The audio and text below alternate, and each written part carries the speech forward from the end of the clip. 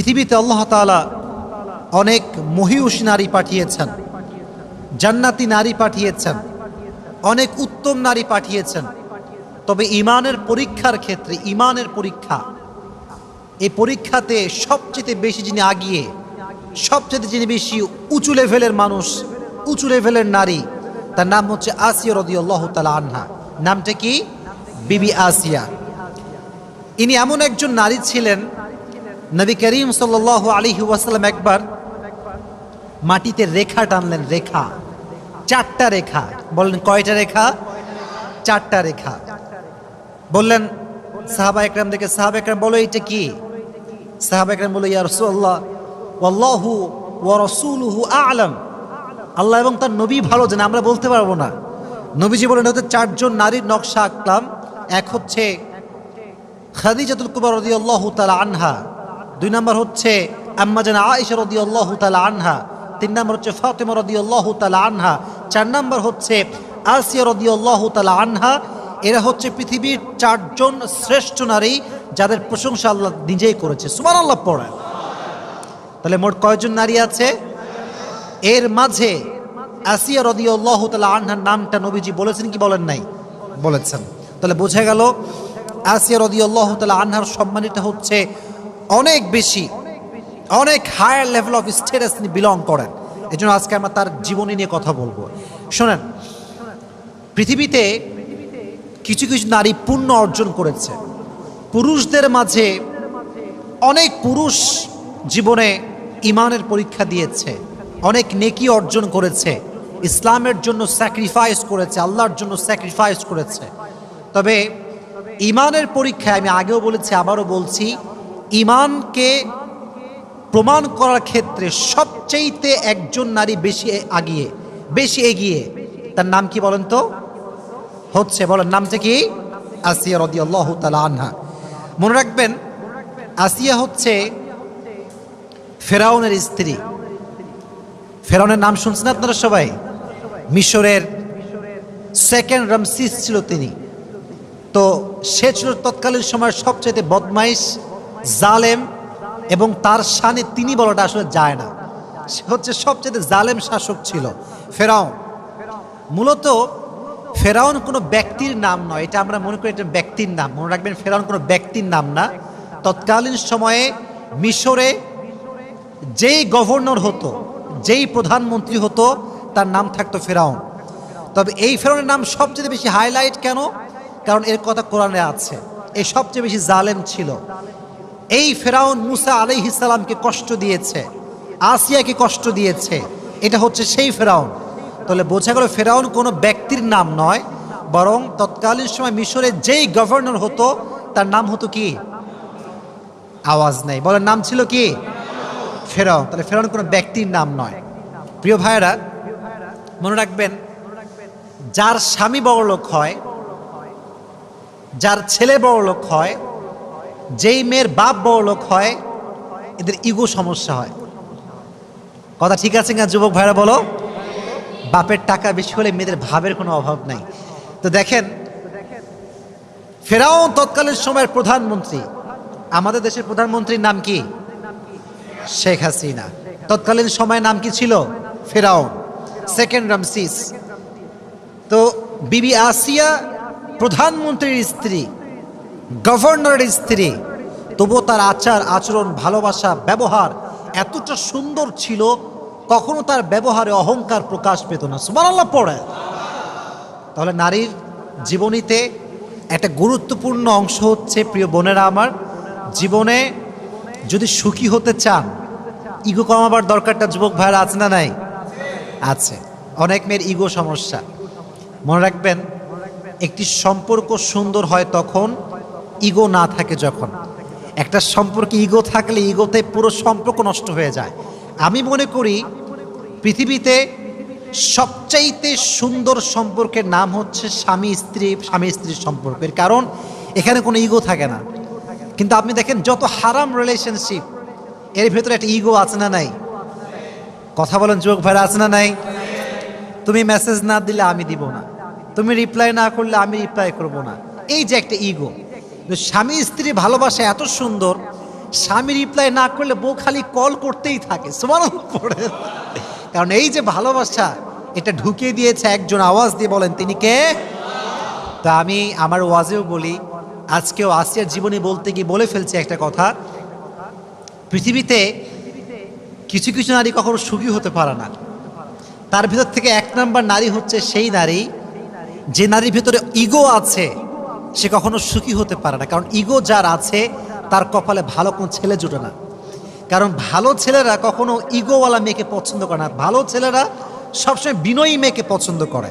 বলেন তো নবীজির সর্বপ্রথম স্ত্রীর নাম কি ছিল? মাশাআল্লাহ, বলেন নাম কি ছিল? আচ্ছা, তিনি কি অহংকারী ছিলেন না বিনয়ী ছিলেন? সবচেয়ে ধনী মানুষ তিনি, ইগো নাই। আর আজকালকার মেয়েরা একটু ফর্সা হইলে ভাবে আর বাঁচে না, এরকম মেয়ে আছে না নাই যুবক ভাইয়ারা? তো মেয়েদেরকে আমি হার্ট করছি না, আঘাত করছি না, এই বন্ধুকে বলছি, বোনেরা আমার, জীবনে সুখী হতে চাইলে ইগো রাখা যাবে না, এক নাম্বার। দুই নাম্বার আরেকটা বিষয় বলেই ফেলি, নারীরা যদি সুখী হতে চায় অভিযোগ করা যাবে না। অনেক মেয়ের খালি অভিযোগ, আমার স্বামীর এইটা ভালো না, ওইটা ভালো না, আমার স্বামী এইটা পারে না, ওইটা পারে না, এরকম অভিযোগওয়ালী নারী আছে না নাই বাংলাদেশে? আল্লাহ মা বোনদেরকে অভিযোগ মুক্ত জীবন দান করুক, সকলেই পড়া আমিন। তো ফেরাউনের যুগে একজন নবী ছিলেন, নবীর নাম ছিল কি বলতে পারবেন? মূসা। বলেন নাম কি ছিল? মূসা আলাইহিস সালাতু ওয়াস সালাম। ওয়াজে আমরা ঢুকে যাচ্ছি, তাকবীর দেন, লিল্লাহি তাকবীর। ফেরাউন একদিন স্বপ্নে দেখতে পেল একজন ছোট্ট শিশু মিশরে জন্মগ্রহণ করবে, যে শিশু আমার রাজ্যকে ধ্বংস করবে, আমার বাদশাহত্বকে ধ্বংস করবে, আমার যে ধর্ম আমি পালন করি সে ধর্মকে সে পরিবর্তন করবে, আমি যে প্রভু দাবি করি আমার প্রভুর দাবিকে সে মাটির নিচে মিশিয়ে ছারখার করে দিবে। এটা সে স্বপ্নে দেখলো। কেউ যদি এই স্বপ্ন দেখে যে আমার রাজত্ব শেষ হয়ে যাবে, তার কি আর ঘুম আসার কথা? ফেরাউনের ঘুম হারাম। কেই ছেলে, কেই শিশু, রাজ্যের সবাইকে ডাকলেন তিনি। তৎকালীন সময়ে ফেরাউনের মন্ত্রীর নাম ছিল হামান। নাম ছিল কি? হামান। তো হামান পরামর্শ দিল যে জনাব, আপনার উচিত একটি আদেশ জারি করা যে বনি ইসরাইলে এই মিশরে যত শিশু গ্রহণ করবে ছেলে হলেই হত্যা করবে। নাউজুবিল্লাহ পড়েন, ছেলে হলেই হত্যা। আদেশ জারি হয়ে গেল। তো বর্ণিত আছে যেই সময়ে হত্যার আদেশ বন্ধ ছিল সে সময়ে মূসা আলাইহিস সালাতু ওয়াস সালামের ভাই হারুন, নাম কি প্রিয় ভাইরা? এই যুবকেরা ইসলামিক ইতিহাস জানতে হবে, ইতিহাস বুঝতে হবে, জানতে হবে। আমার পুরো রিসার্চ আমি তোমাদেরকে আধা ঘন্টায় শেয়ার করছি। যারা তোমরা আছো যুবকেরা, অনেকে কলেজে পড়ো, তোমরা স্কুলে পড়ো, অনেকে কম ধারণা আছে বিষয়গুলোতে, ভালো করে বুঝবা। ফেরাউন যে সময়ে ছিলেন বাদশাহ, এই মাইকে প্রবলেম হয়েছে, সাউন্ডটা ঠিক করে দাও একটু। আচ্ছা, যেটা বলছিলাম, তো সেই যুগে ফেরাউনের যুগে একজন নবী, সে নবীর নাম ছিল কি? মূসা। এইদিকে তাকান, নবীর নাম ছিল কি? মূসা। নবীর আরেকজন ভাই ছিল, ভাইয়ের নাম ছিল কি? হারুন আলাইহিস সালাতু ওয়াস সালাম।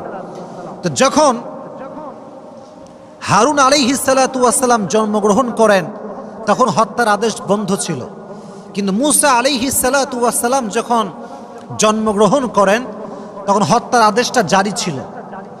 তো মূসা আলাইহিস সালাতু ওয়াস সালামের আম্মাজান বড় ভয় পেলেন যে আহা, যদি আমার সন্তানকে হত্যা করে তাহলে আমার কি হতে পারে, তাহলে আমার কি অবস্থা হতে পারে। তিনি অনেক ভীতু হয়ে গেলেন, অনেক ভয় পেলেন যে আমার কি হতে পারে। তখন তিনি যে কাজটি করলেন সেটি হচ্ছে ওনার সন্তানকে তিনি গোপনে লালন পালন শুরু করলেন, গোপনে, কেউ জানতো না। একটা বাচ্চা যে জন্মগ্রহণ করেছে তার ঘরে কারো কোনো খবরই ছিল না, তবুও ভেতরে একটা ভয়, ফেরাউন যদি জানতে পারে, যদি লিক হয়ে যায়, খবর হয়ে যায়, তাহলে আমার কি হবে। তো আল্লাহ তাআলা আদেশ করলেন যে হে মূসার মা, কথা কি বোঝা যায় যুবক ভাইরা?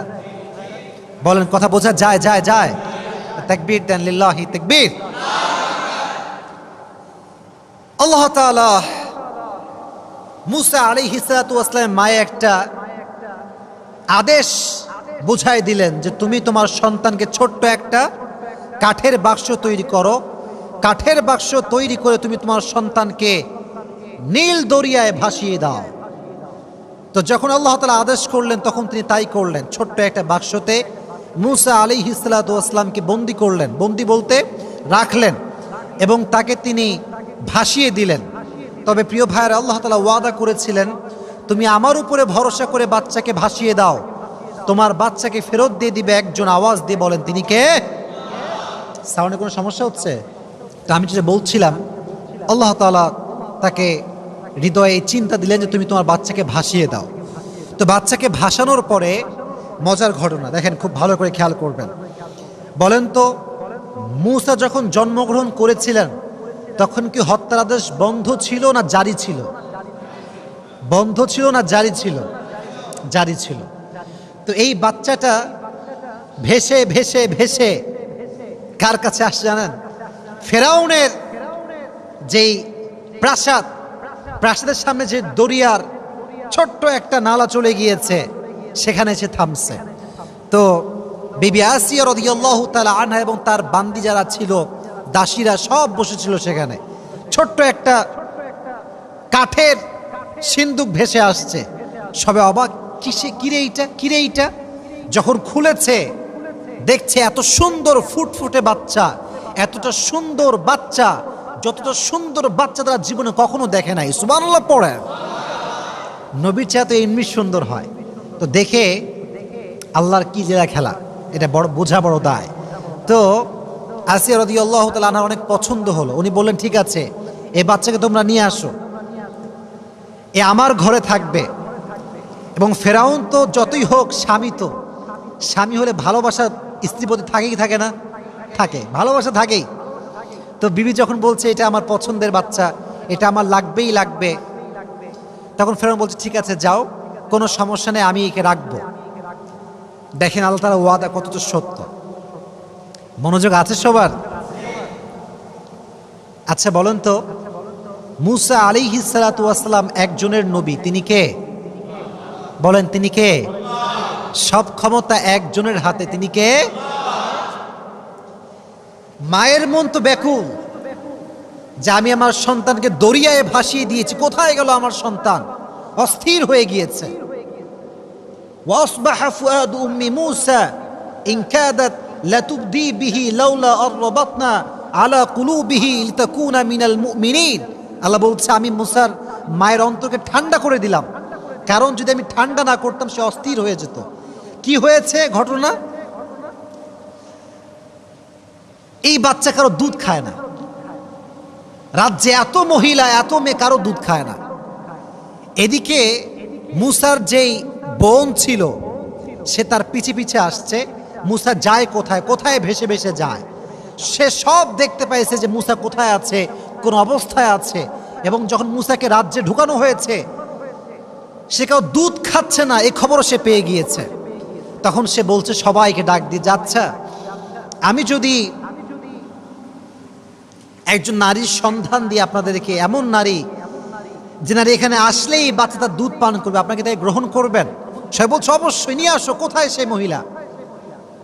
আল্লাহর আদেশ দেখেন, সঙ্গে সঙ্গে সে গিয়ে মূসা আলাইহিস সালাতু ওয়াস সালামের মায়ের কাছে গেলেন, গিয়ে বললেন যে এই ঘটনা, আপনাকে এখন ফেরাউনের কাছে যাওয়া লাগবে। নিয়ে আসছে। নিয়ে আসার পরে যখনই বাচ্চা কোলে নিয়েছে, সঙ্গে সঙ্গে বাচ্চা তার দুধ পান করতে শুরু করে দিয়েছে। সুবহানাল্লাহ পড়ে। তো যখন দুধ পান করতে শুরু করছে, ফেরাউনের মনে সন্দেহ, কিরে এই বাচ্চা কারো দুধ পান করে না, এই মহিলার দুধ কেন পান করে? ভেতরে একটা সন্দেহ যুবক ভাইরা আছে না নাই? আছে। তখন বলল, এই কি খবর, এই বাচ্চা তোমার দুধ কেন পান করছে?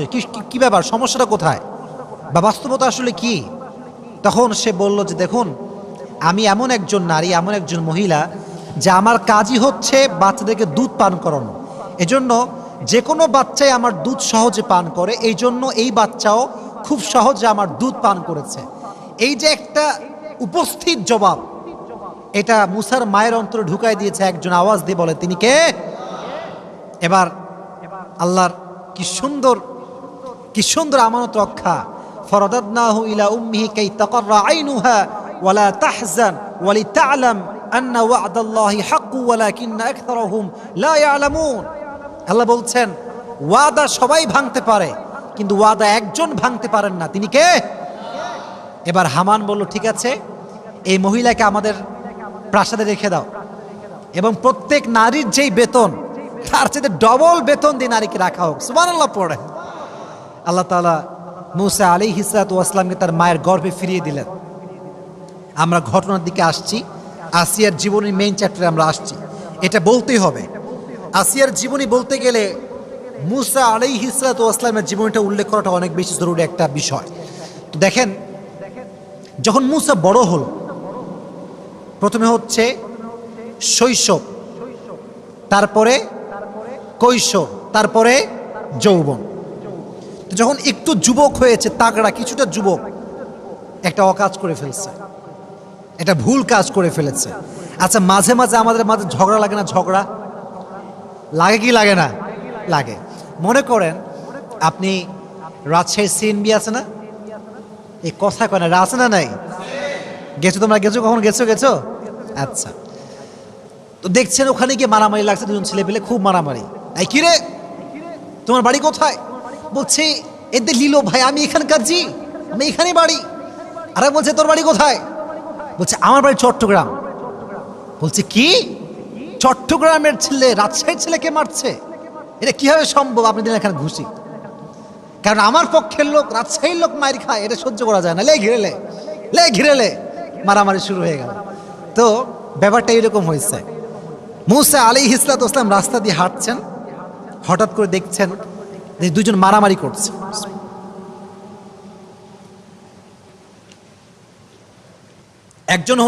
একজন হচ্ছে মূসা আলাইহিস সালাতু ওয়াস সালামের বংশের লোক, আরেকজন হচ্ছে বাহিরের লোক।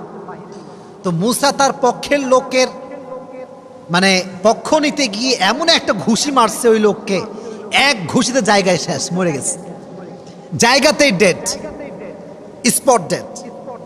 এখন বলেন তো, হত্যা করলে একটা রাষ্ট্রীয়ভাবে শাস্তি আছে না নাই? সে মারা গিয়েছে। এই খবর আসে ফেরাউনের কানে। ফেরাউন বলছে, কি এত বড় সাহস, হত্যা করে ফেলেছে, ধরো মূসাকে। কোথায় মূসা? এখন আসিয়া রাদিয়াল্লাহু তাআলা অনেক চিন্তিত, কারণ সে তো আমার সন্তানের মতো, তাকে যদি হত্যা করা হয়, মা হিসেবে ভিতরে একটা কষ্ট আছে না নাই? কষ্ট পাবেন তিনি। তো বললেন যে ঠিক আছে, আমার রাজ্যের একজন লোক দরকার যে মূসাকে এই পেগাম দিবে যে মূসা যেন রাষ্ট্রের এই প্রাসাদে আর ফিরে না আসে। তখন তার একজন লোক ছিলেন, বিশেষ লোক, তাকে তিনি পাঠালেন মূসার কাছে। গিয়ে বলল, ইয়া মূসা, তোমাকে রাষ্ট্রের পক্ষ থেকে হত্যা করার আদেশ দেওয়া হয়েছে। ফখরুজ ইন্নী লাকা মিনান নাসিহিন, তুমি বের হয়ে যাও, আমি তোমার কল্যাণকামী একজন লোক, এখান থেকে বের হয়ে যাও। তো মূসা আলাইহিস সালাতু ওয়াস সালাম মিশর ত্যাগ করলেন। এবার গেলেন মাদায়েন। শহরটার নাম কি শুনি নাই? মাদায়েন। বলেন নাম কি? চলে গেলেন। চলে যাওয়ার পরে দীর্ঘদিন সময় পার হয়ে গেল, মূসা আসে না। এবার আসেন মেন কাহিনীতে। এটা তাকবীর দেন, লিল্লাহি তাকবীর। বহু লম্বা সময় পার হওয়ার পরে মূসা আলাইহিস সালাতু ওয়াস সালাম ফিরে আসছেন, তবে একা ফিরে আসেন নাই, তার ভাইকে নিয়ে আসছেন। আর তিনি কোনো সাধারণ যুবক হয়ে ফিরে আসেন নাই, তিনি আল্লাহর নবী হয়ে ফিরে এসেছে। সুবহানাল্লাহ পড়েন। রাজ্যে খবর পড়ে গেল যে মূসা ফিরে এসেছে এক সত্যের পেগাম নিয়ে, সত্যের বাণী নিয়ে মূসা ফিরে এসেছে। সবাই অবাক, কিসের বাণী মূসা নিয়ে আসছে? রাষ্ট্রের প্রজা, মন্ত্রীবর্গ, প্রাইম মিনিস্টার সব এক জায়গায় বসে গিয়েছে। কি খবর? মূসা কি বলবে আমাদের জন্য? মূসা প্রথমে এসেই বলল, ক্বালা ইয়া কওমি ইবুদুল্লাহ মা লাকুম মিন ইলাহিন গায়রু। প্রত্যেক নবীর একটা মেসেজ সেম ছিল। মেসেজটা হচ্ছে ইবাদতের যোগ্য, উপাসনার যোগ্য পৃথিবীতে কোনো মূর্তি নয়, কোনো শিরকি কাজ করা যাবে না, ইবাদত করতে হবে শুধুমাত্র একজনের। তিনি কে? ফেরাউনের মাথা গরম। ফেরাউন কয়, আরে আমি হলাম প্রভু, আমি হলাম রব, আমি হলাম খোদা, আর সে কোন খোদার কথা কয়? নাউজুবিল্লাহ পড়লেন না যুবক ভাইয়েরা? মাথা গরম, বলে ধরো মুসাকে। ওর সাহস কোত্থেকে আসলো এইটা? এবার শুরু হলো মুসার সঙ্গে দ্বন্দ্ব, সেই দ্বন্দ্ব। কিন্তু সত্যের বিজয় তো সুনিশ্চিত, সত্য কখনো হারতে পারে না। মুসা আলাইহিস সালাম প্রত্যেকটা ধাপে, আপনারা জানেন যে একটা জাদুর খেলা হয়েছিল, আপনারা শুনছেন সবাই এই কথাটা, জাদুর খেলা। যে মুসা আলাইহিস সালামের লাঠি বিশাল বড় সাপ হয়ে গিয়েছিল, জাদুকরদের সব সাপ বাঘ সিংহ সব খেয়ে ফেলেছে। তো ফেরাউন প্রত্যেকটা ক্ষেত্রে হার মেনে গিয়েছে মুসার সামনে, কারণ এটা তো কোনো মিথ্যা বাণী নয়, এটা একজনের বাণী। তিনি কে? এবার ফেরাউনের মাথা মারাত্মক গরম, বাসায় ফিরে আসছে। ফেরাউন বলছে এবার আমি মুসাকে হত্যা করব, যেটাই হোক না কেন, দারুনি আক্তুল মুসা, আমি হত্যা করেই ছাড়বো। ওয়ালিয়াদউ রাব্বাহ, সে যতই ডাকুক না কেন তার রবকে আমি তাকে হত্যা করেই ছাড়বো। মনে রাখবেন, সত্য যখন মানুষের সামনে প্রকাশিত হয়ে যায় তখন দুর্বল মানুষ আর চুপ থাকে না। মনে রাখবেন, বিড়াল যখন বাধ্য হয়ে যায় তখন সে সিংহকেও হামলা করে। ঠিক কিনা যুবক ভাইরা বলেন? যখন সে বাধ্য হয়ে যায় তখন একজন যুবক দাঁড়িয়ে গিয়েছে, দাঁড়িয়ে বলছে, ফেরাউন, আমি বিশ্বাস করি যে মুসা যে দাবি করেছে সেটা দাবি তো সত্য। তুমি কি আতাকতুলুনা রাজুলান আইয়াকুলা রাব্বি আল্লাহ ওয়া ক্বাদ জাআকুম বিল বাইয়িনাতি মির রাব্বিকুম, তুমি কি এমন যুবককে হত্যা করবে যে সত্যর বাণী নিয়ে আসছে, যে সত্যের পতাকা নিয়ে আসছে, যে সত্যের বাণীকে সমুন্নত করবার জন্য এসেছে? তুমি কি এমন যুবককে হত্যা করবা? ফেরাউন কয়, কিরে, আমার গোলামও তার পক্ষের লোক, ধর এরে। যখনই ধরতে যাবে সে পালাই গেছে। কিন্তু অবাক করা বিষয় হচ্ছে, তার একজন স্ত্রী ছিল, সে ছিল ফেরাউনের বান্দি, ফেরাউনের দাসী। যুবক ভাইয়েরা একটা কথা মাথায় রাখবেন, এখন আসলে গোলাম আমরা ব্যবহার করি না, দাসী আমরা ব্যবহার করি না। আগের যুগে দাসী ছিল কিছুটা স্ত্রীর মতো। এটা নলেজে রাখবেন যে স্ত্রীর সঙ্গে যেমন সহবাস করা যায় এখন, এটা হালাল, এবং এটা নবীজির হাদিসের মাধ্যমে, কোরআনের মাধ্যমে এটা স্পষ্ট প্রমাণিত। তবে তৎকালীন সময়ে দাসীর সঙ্গে সহবাস করা হালাল ছিল। তো প্রত্যেকটা বাদশাহ, বড় বড় লোক, বড় প্রধানমন্ত্রী বলেন, বড় ধনী বলেন, সবার দাসী ছিল। তো তার যে দাসী ছিল ফেরাউনের, এই দাসীর স্বামী ছিল এই যুবকটা, যে যুবকটা ফেরাউনের বিপক্ষে স্লোগান তুলেছিল। এটা বড় মর্মান্তিক ঘটনা। এই ঘটনা আর তারপরে একটা ঘটনা, এই দুটো শুনলে আমাদের আলোচনা আজকে শেষ হয়ে যাবে। ফেরাউন বলল, ঠিক আছে, যেহেতু সে পালিয়ে গিয়েছে, এবার তার বউকে ধরো। বউকে নিয়ে আসছে, যুবতী মেয়ে, বয়স খুব বেশি একটা নয়, দুইটা মাত্র মেয়ে। কয়টা মেয়ে? তোমরা সবাই বলো যুবক ভাইরা, কয়টা মেয়ে? দুইটা মেয়ে। একটা হচ্ছে হাঁটতে পারে, কথা বলতে পারে, আর একটা হচ্ছে কোলের শিশু। কিসের শিশু? কোলের শিশু, বাচ্চা, একদম বাচ্চা। এই তুমি কি ঈমান এনেছো? এই বাদী, তুমি কি ঈমান এনেছো? স্পষ্ট ভাষায় বলছে, আমি আল্লাহর উপরে ঈমান এনেছি। ঈমান কাকে বলে? তো বলছে, তুমি যদি মুসার উপরে ঈমান এখন না ছাড়ো, আল্লাহকে যদি অবিশ্বাস না করো, আমার প্রভুত্ব যদি তুমি স্বীকার না করো, তোমাকে আমি আগুনে পুড়িয়ে মারব, তোমার সন্তানদেরকে আমি আগুনে পুড়িয়ে মারব। এই সবাই যাও, আগুন জ্বালাও, খড়ি নিয়ে আসো। আগুন বিশাল বড় লম্বা এড়িয়ে ধরে আগুন জ্বালানো হয়েছে। বলছে, ঈমান আনবা? বলছে, নো, আমি আল্লাহকে বিশ্বাস করে। আর বাচ্চাকে ধরো। ঠাস করে, যে বড় মেয়েটা ছিল, বেশি বড় না, ছোট্ট, তবে কথাও বলতে পারে, হাঁটতেও পারে, অবুঝ শিশু, ধরে টেনে হিচড়ে নিয়ে যাচ্ছে। ফেরাউন বলছে, তুমি জাস্ট এই কথা বলো যে তুমি আমাকে বিশ্বাস করো প্রভু হিসেবে, তোমার মেয়েকে আমি ছেড়ে দেব। কিচ্ছু বলছে না, চুপচাপ। আপনি বোঝেন ঈমান কাকে বলে। ইমান কাকে বলে? টেনে হিচড়ে বাচ্চাকে নিয়ে গিয়ে ঠাস করে জ্বলন্ত আগুনে ফেলাই দিচ্ছে। যেমন ভাবে আমরা পেঁয়াজি ভাজি, আলুর চপ ভাজি, গরম চুলার উপরে যখন তেল দিয়ে পেঁয়াজ যখন ফেলা হয়, ঠাস করে একদম ভাজা হয়ে আমাদের সামনে, চোখের সামনে ভেসে ওঠে। মেয়েটার পুরো গায়ের রক্ত গোস্ত আগুনে ফেলার সঙ্গে সঙ্গে পুড়ে ছারখার হয়ে বিচ্ছিন্ন হয়ে গিয়েছে। মা তার চোখের সামনে সব দেখছে, সব দেখছে। যদি একবার বলে তোমাকে আমি বিশ্বাস করি, প্রভু হিসেবে বিশ্বাস করি, সব মাফ পেয়ে যাবে, বলছে না, চুপচাপ। প্রথম মেয়েকে শেষ, জ্বালিয়ে পুড়িয়ে ছারখার। এবার ছোট্ট বাচ্চা, কোলের শিশু, মা কোলে নিয়ে আছে। এবার বাচ্চাকে নেওয়া হয়েছে। কোলের শিশু তো কিছুই বোঝে না, ও তো মামাও চিৎকার করতে পারে না, খালি ম্যা ম্যা করছে, ম্যা ম্যা করছে। আর মায়ের হৃদয়টা ভেঙে চুরে চূর্ণ বিচূর্ণ হয়ে যাচ্ছে। একদিকে ফেরাউন, আর একদিকে আমার ঈমান, আমি কোনটা বাঁচাবো? এবার তখন বাচ্চাকে নিয়ে যখন আগুনে ফেলেছে ছোট্ট শিশুকে, পুড়ে ছারখার হয়ে গিয়েছে। মায়ের হৃদয়টা ভেঙে চুরে চূর্ণ বিচূর্ণ হয়ে গিয়েছে, চোখের অশ্রু শুকিয়ে গিয়েছে, কাঁদতেও পারছে না, ভেঙে চুরে চূর্ণ বিচূর্ণ হয়ে গিয়েছে। আল্লাহ বলছে, জিবরাইল, মায়ের চোখের পর্দা হটিয়ে দাও। চোখ খুলে গেল, দেখতে পেল তার সন্তান মারা যাচ্ছে, মেয়ের রুহুটা কবজ হচ্ছে, বের হচ্ছে। সচক্ষে মেয়েকে দেখতে পাওয়া শুরু করেছে সে।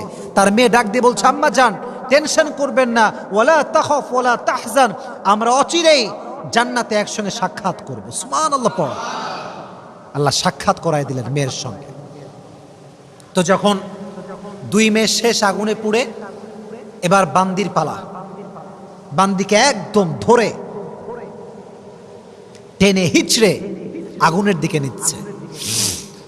যখন আগুনের দিকে নিবে, বলছে, থামো থামো থামো, একটু থামো, কেফ কেফ কেফ, একটু থামো, ওয়েট ওয়েট এ মিনিট, আমি একটা কথা বলবো, একটা আবদার আছে। ফেরাউন বলছে, কি আবদার বলো? বলছে যে, আমি যখন পুড়ে যাব, আমার হাড্ডি আর আমার দুই মেয়ের যে হাড্ডি আছে, এই তিনটাকে তোমরা এক জায়গায় দাফন করবা, একই কবরে দাফন করবা। ফেরাউন বলল, ঠিক আছে যাও, তোমার এই আবদারটা রাখা হলো। যখন মাকে জ্বালিয়ে পুড়িয়ে ছারখার করে দেওয়া হলো, মায়ের হাড্ডি দাফন করা হলো সন্তানের হাড্ডির সঙ্গে। 2000 বছর পর, হাদিস থেকে বলছি, 2000 বছর পরে নবীজি মেরাজে গেলেন।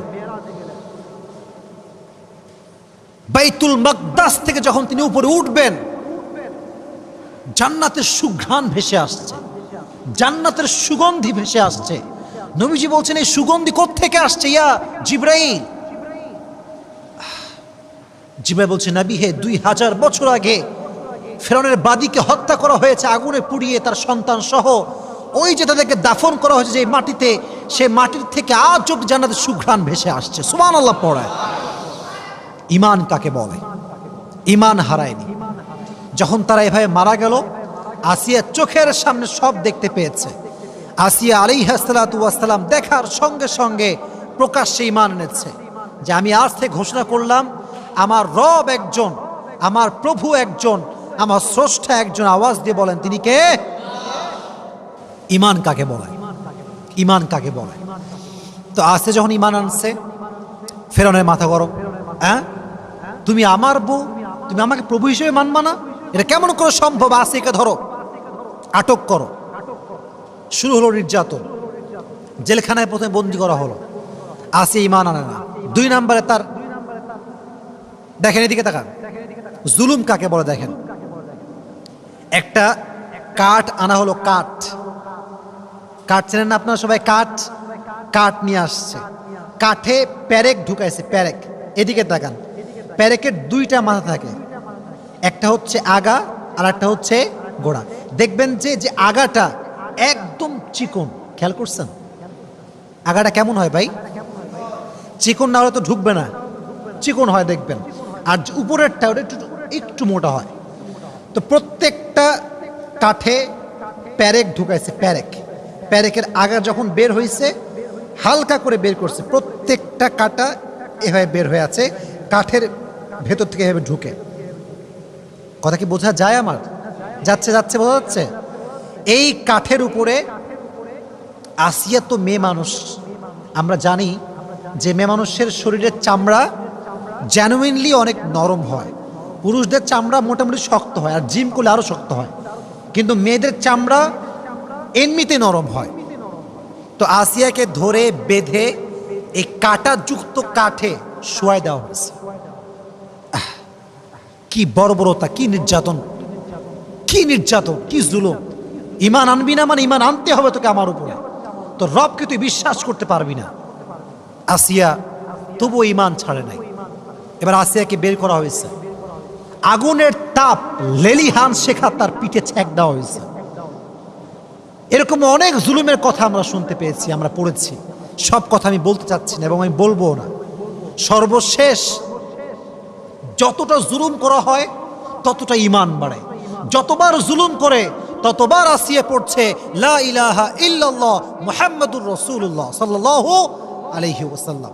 ইমান ছাড়া না। সর্বশেষ ফেরাউন বুঝতে পারল যে একে দিয়ে আমার আর কাজ হবে না, একে শুলিতে চড়িয়ে দাও, শুলি নিয়ে আসো।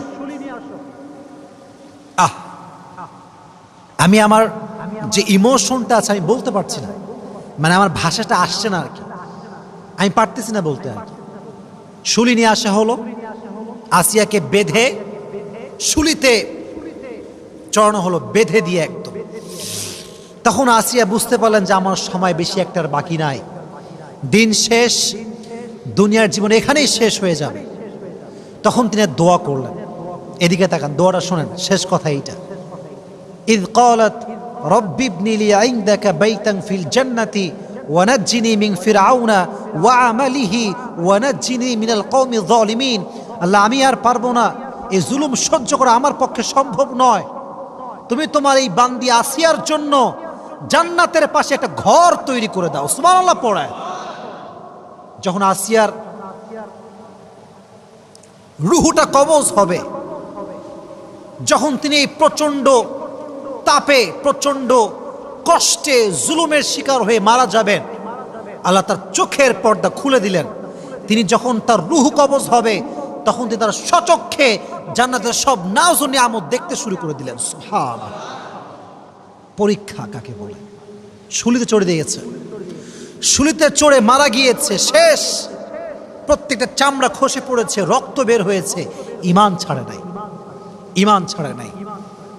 এজন্য আমি শুরুতে একটা কথা বলেছিলাম বারবার, যে পৃথিবীতে অনেক নারী এসেছে, অনেক ইমানের পরীক্ষা দিয়েছে, অনেক পুরুষ এসেছে, অনেক ইমানের পরীক্ষা দিয়েছে, বাট একজন নারীর ইমান সবচেয়ে শক্ত ছিল, যিনি ইমানের পরীক্ষায় উত্তীর্ণ হয়েছিলেন।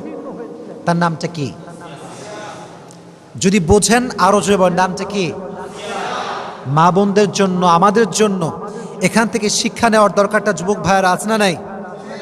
এজন্য আজ থেকে আমাদের শিক্ষা হচ্ছে, বাতিল যতই আমাদেরকে জুলুম করুক না কেন, আমরা কখনো ইমান হারাবো না। রাজি আছেন তো ইনশাআল্লাহ? এক নাম্বার শিক্ষা হচ্ছে ইমানটা মজবুত হতে হবে। যে কোনো সিচুয়েশন হোক না কেন, ইমানের বাহিরে যাওয়া যাবে না। আমার সঙ্গে বলেন, এবার আমাকে রিপ্লাই করতে হবে। এতক্ষণ ওয়াজ শুনেছেন, এখন রিপ্লাই করেন। যত অবস্থা খারাপ হোক না কেন, ইমানের বাহিরে যাওয়া, ইমানের বাহিরে যাওয়া।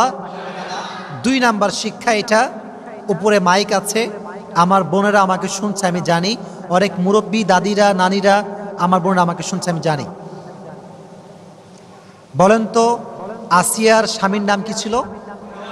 এই তো মাশাআল্লাহ, নাম কি ছিল? এত ওয়াজ করলাম এতক্ষণ ধরে, কোন ওয়াজে কি বুঝতে পারছেন যে আসিয়া তার স্বামীর সঙ্গে খারাপ ব্যবহার করেছে? বুঝি নাই। করেছে? ফিরআউন কি ভালো মানুষ না খারাপ মানুষ? হিসেবে তারা জুতা দিয়ে পেরানোর কথা, জুতা দিয়ে মারার কথা। শিক্ষা, স্বামী যত খারাপ হোক, যতই খারাপ হোক, স্ত্রী তার ব্যবহার খারাপ করতে পারবে না, পারবে না। হ্যাঁ, যদি একান্ত না হয়, একান্তই ভালো না হয়, গাঁজাখোর, মদখোর, নেশা করে, নামাজ পড়ে না, সর্বোচ্চ শেষ লেভেল হচ্ছে তালাক, ডিভোর্স। ডিভোর্স দিয়ে দেন একদম সব নিয়ম কানুন মেনে, যেটা আপনার খুলা তালাক আছে, যেভাবেই হোক স্বামীর থেকে পরিত্রাণ পান, কিন্তু খারাপ ব্যবহার শুনি নাই, খারাপ ব্যবহার করা 2 নাম্বার। 3 নাম্বার যে শিক্ষাটা, এটা প্রাসঙ্গিক না, অপ্রাসঙ্গিক। কারণ আসিয়ার জীবনে জানতে গেলে একজন নবীর জীবন জানতে হয়। নবীটার নাম কি ছিল? মাশাআল্লাহ, নাম কি ছিল? মুসা আলাইহিস সালাতু ওয়াস সালাম। এই যুবকরা হতাশ, আমরা অনেকেই হতাশ, যে যারে চাইছে আসে না কেন। অনেকে আছে না এরকম, যে বিয়ে করছে একজনে কিন্তু হয় না, আর একজনে ভালোবাসে সে, এরকম যুবক ভাইরা হয় না?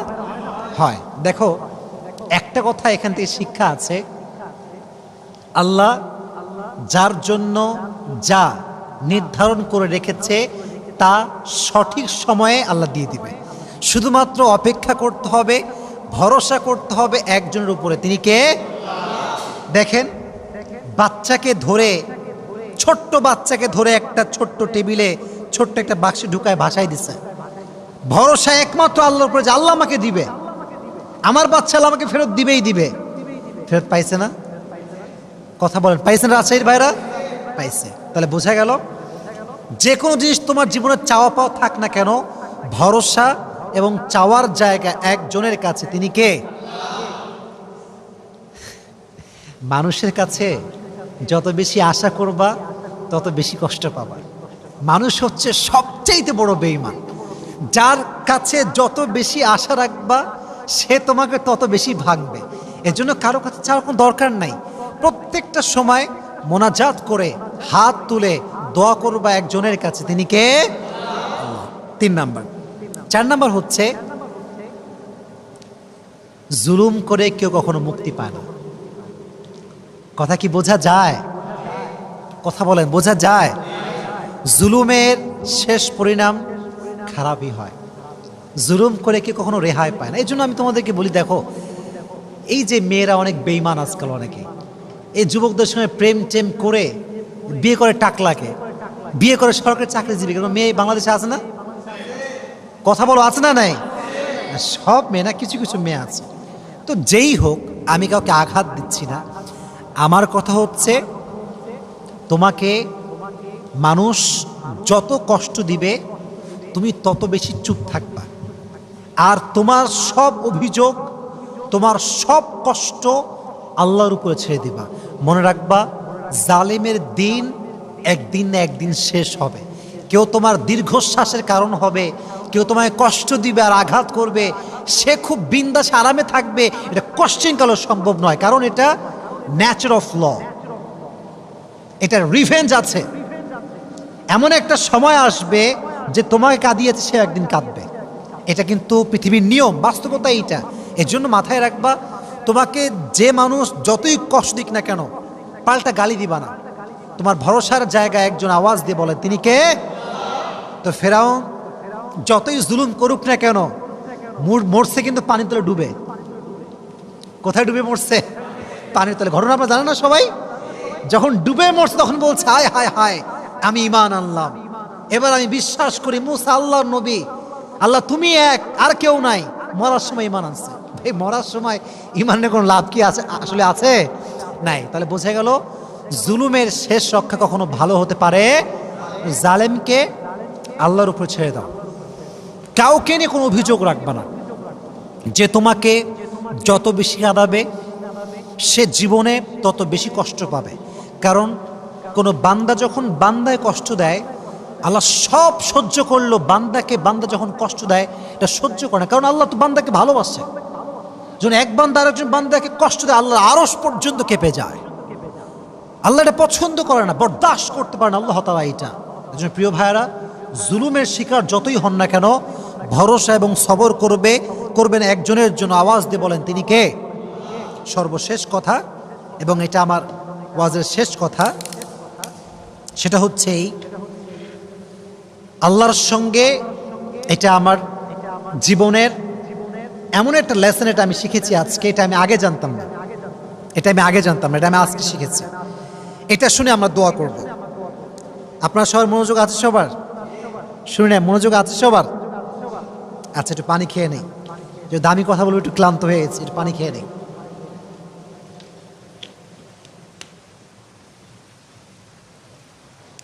আচ্ছা, আমরা সবাই আল্লাহকে ভালোবাসি তো? বলেন ভালোবাসি তো? বলেন ইনশাআল্লাহ ভালোবেসে যাবো ইনশাআল্লাহ। মনে রাখবেন, ভালোবাসা এটাকে উর্দুতে বলা হয় মোহাব্বত। এটাকে বলা হয় কি? সবাই বলেন, আবার বলেন। আচ্ছা, এই ভালোবাসার আর একটা ওয়ার্ড আছে, এটাকে বলা হয় উর্দুতে ইশক। এটা কি বলেন দেখি? ইশক। মোহাব্বত মানেও ভালোবাসা, ইশক মানেও ভালোবাসা। তবে আল্লাহকে মোহাব্বত করলে হবে না, আল্লাহর সঙ্গে ইশক করতে হবে। কি করতে হবে? মোহাব্বত না ইশক? ইশক। এবার শোনেন, मोहब्बत काके बोला? मैं आज सुनছিলাম, मोहब्बत एक ऐसा चीज है, जब कोई किसी को मोहब्बत करता है तो उसका भी ख्याल होता है, अपना भी ख्याल होता है। लेकिन इश्क एक ऐसा चीज है, जब कोई किसी से इश्क करता है तो अपना ख्याल नहीं रहता, सिर्फ उसका ख्याल रहता है। ভালোবাসা হচ্ছে এমন জিনিস, যখন কেউ কাউকে ভালোবাসে তখন শুধুমাত্র তারও খেয়াল থাকে এবং যে তাকে ভালোবাসে তারও খেয়াল থাকে, উভয়ের খেয়াল থাকে। কিন্তু ইশক এমন একটা জিনিস, যখন কেউ কাউকে ইশক করে ফেলে তখন সে নিজেকে ভুলে যায়, শুধু তার খেয়াল থাকে যাকে সে ভালোবাসে। এজন্য আসিয়া আলাইহিস সালাতু ওয়াস সালাম যখন সূর্যে মারা যাচ্ছেন, শেষ জীবনের শেষ লগ্নে আছেন, নিজের দিকে খেয়াল করেন নাই, ভেবেছেন এক সত্তার কথা। আওয়াজ দিয়ে বলেন, তিনি কে? This is called ishq, this is not mohabbat. এটা ভালোবাসা না, এটা হচ্ছে ইশক। ইশক মানে হচ্ছে আমি যাকে ভালোবাসবো শুধু তাকে নিয়ে ভাববো, দুনিয়ার মানুষ কি ভাবলো, কে গালি দিল, কে ক্রিটিসাইজ করলো, দেখার সময় আমার কাছে না। এই যে দেখেন আমার মুখে, এটা কি ভাই? এটা কি? এটা কি? এটা কি? জুব্বা। এটা কি? দেখবেন দাড়ি রাখলে কিরে জঙ্গি হয়ে গেলে না, কিরে বুড়া হবি না, কিরে অকালে, এরকম লোক আছে না? তোমাদের কথায় আওয়াজ না, এরকম লোক আছে না? আবার দেখবা যদি মেয়ের বয়স 18 হয়, 19 হয়, 20 হয়, বোরকা পড়লিরই নানি, দাদি, খালাম্মা, চাচি, মেয়ের বয়স 19। মনে রাখবেন, যদি আপনি আল্লাহকে ভালোবাসেন আপনাকে এগুলো সহ্য করতে হবে, কিছু করার নাই, জুলুমের শিকার হতেই হবে। এই জন্য আমি সবসময় বলি, আল্লাহকে ভালো তো বাসবেন, তবে এটা কি মোহাব্বত হবে না ইশক হবে? পেছনের ভাইরা কথা কয় না, শেষ কথা বলেন না, মোহাব্বত হবে না ইশক হবে? আল্লাহ সবাইকে এটা আমল করার তৌফিক দান করুন, সকলেই পড়া আমিন। আমরা যা যা শুনেছি, যতটুকু শুনেছি, আল্লাহ সবাইকে এটা মানা, বোঝা এবং আমল করার তৌফিক দান করুন, সকলেই পড়া আমিন।